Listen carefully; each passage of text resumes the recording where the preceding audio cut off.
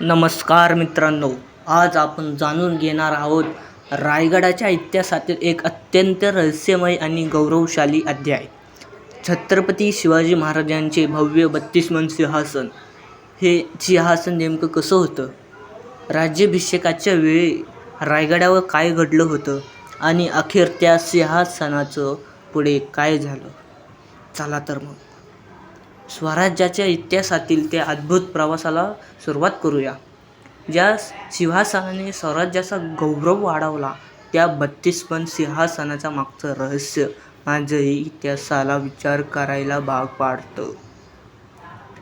छत्रपती शिवाजी महाराजांचा इतिहास हा फक्त युद्धाचा इतिहास नाही, तर तो दूरदृष्टीचा, स्वराज्याचा, विचाराचा, पराक्रमाचा आणि जनतेसाठी उभ्या राहिलेल्या एका महान राजाचा इतिहास आहे. जेव्हा आपण रायगड आणि प्रसिद्ध 32 मन सिंहासनाबद्दल बोलतो, तर तेव्हा आपण केवळ एका सिंहासनाची चर्चा करत नाही, तर त्या गौरवशाली सणाची आठवण काढत असतो, ज्याने मराठा साम्राज्याला नवीन ओळख दिली.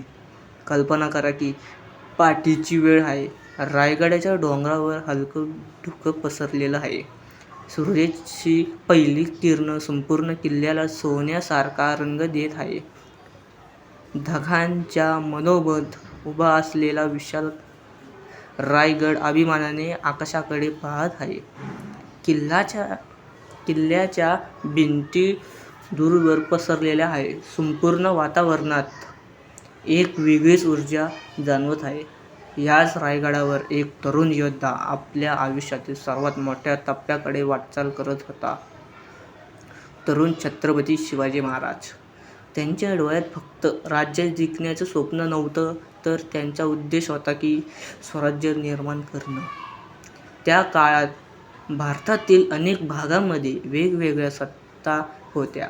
जनता अनेक संकटांना सामना करत होती.